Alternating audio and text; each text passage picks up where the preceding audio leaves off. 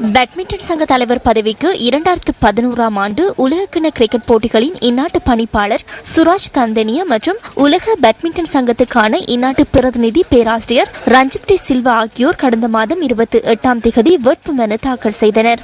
11 நாட்களின் பின்னர் ரஞ்சித் டி சில்வா உள்ளிட்ட 6 பேரின் வேட்பு மனுக்கள் சுயவிவர கோவையில் விளையாட்டு சான்றிதழ் இணைக்கப்படாமையினால் இலங்கை பேட்மிண்டன் சங்கத்தால் நிராகரிக்கப்பட்டன. எனினும் விளையாட்டு சங்கங்களுக்கான உத்தரவுகள் பிரகாரம் அவ்வாறானதொரு தேவை இல்லை என்பதை கசக்கும் உண்மை தொகுப்பு கடந்த 17ஆம் தேதி சுட்டிக்காட்டியது.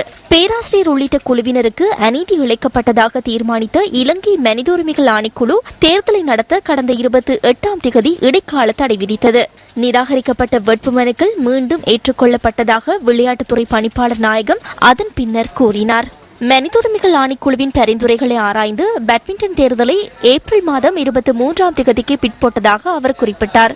எனினும் பிரச்சினை இன்னும் தீர்க்கப்படவில்லை என தெரிவிக்கும் ரஞ்சித் டி சில்வா, பேட்மிண்டன் சங்க அதிகாரிகள் செயலிழந்த சங்கங்களுக்கு வாக்களிக்கும் உரிமையை வழங்கி வாக்கு கொள்ளைக்கு தயாராகி வருவதாக குற்றம் சாட்டுகிறார்.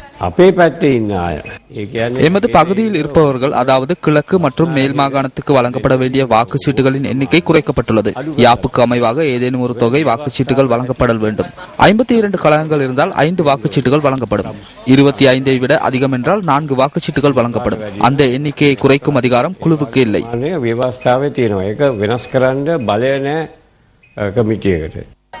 வடக்கு மற்றும் கிழக்கு மாகாண சங்கங்களுக்கு இம்முறை வாக்குரிமையை புதிதாக வழங்கியதாக இலங்கை பேட்மிண்டன் சங்கத்தின் பிரதம நிறைவேற்று அதிகாரி பாலித்த ஹெட்டியாராச்சி உறுதிப்படுத்தினார். அந்த சங்கங்கள் செயலிழந்தவை என்பதை ஏற்றுக்கொள்ள முடியாது என அவர் சுட்டிக்காட்டினார்.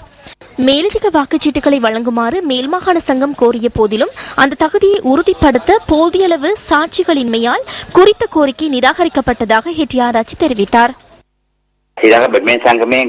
இலங்கை பேட்மிண்டன் சங்க அதிகாரிகள் கொண்டு வரும் வாதங்களை எம்மால் ஒருபோதும் ஏற்றுக்கொள்ள முடியாது. ஒரு நாளும் பேட்மிண்டன் விளையாடிராத ஒருவர் கிரிக்கெட் விளையாட்டையும் சீரழித்தவரை தலைவராக்கி கொண்டு இந்த மோசடி அதிகாரிகள் இந்த நபரின் பாதுகாப்பின் கீழ் அதிகாரத்துக்கு வரவே இந்த முயற்சி எடுக்கப்படுகிறது.